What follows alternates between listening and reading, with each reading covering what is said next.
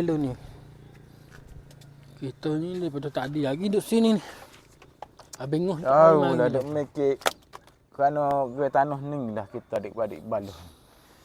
Abang Long pun malah nak cara basuh dah buat benda-benda gini. Sebab ngoh lah ni dia cerita kat orang kampung habis. Tanah tu tanah hak kita ada lah ni. Hak mula ayah dengan mula mak tinggal ni. Dia kata hak dia. Jadi Abang Long ni sebagai adik-beradik Osolong kak, kira malah nak tanggungjawab dah, kita bagilah lagu mana pun. Mana usul ya? Bagi kita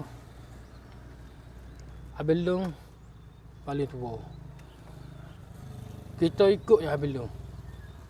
Sebab keputusan tangan Abel Long. Molek Abel Long, moleklah kita. Lagu mana? Pendapat.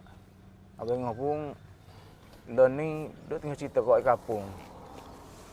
Atas sakon. Gini Abel Long. Kita pun tak ada masa jugalah ni. Abel Long telefon dia lalu lagu mana? Boleh.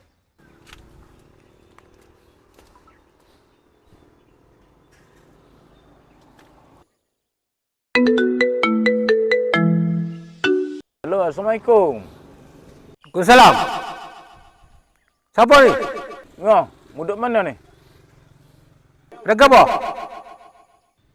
Gini, Abang Long ni nak jumpa dengan Ngoh. Tanah Sako ni. Oh, sakit sajalah. Awak mari gerai-gerai tu lah. Abang Long nak jumpa dengan Mung ni Ngoh. Nak bicara pasal tanah Sako ni. Oh. Abang Ngoh bosu duduk sini. Kalau boleh nak jumpa Mung. Oh, kalau mu nak ke aku, mari sini ya. Oh, mari sini. Aku tak pergi cari mu. Tak boleh Ngoh lagu tu. Tak boleh lagu tu. Tak apalah gini ya. Nanti abang Ngoh bicara dengan bosu. Okey. Apa ni? Payah orang tua ni. Payah basuh. Nak ke aku, mari cari aku sini ya. Gerai. Okey, kita pergi jumpa dia. Mana hidup mana? Pak dia repot kan. Dah okey dah. Ya. Baik.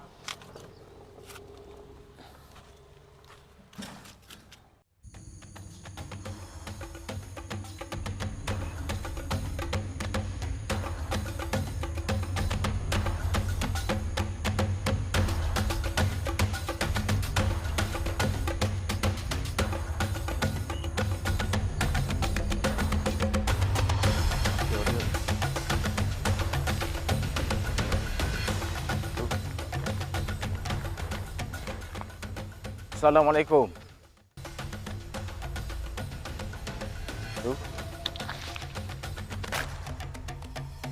Gapo? Lagu Tak ada. mana ni? Aku nak gun ni ya. Tak ada. Mau adik-adik, mau pergi ya. La ilaha illallah. Kalau kita nak buat apa dah kalau dia hati berah kak. Terus kau perangai lagu ni. Ya, belum balik. Gigi.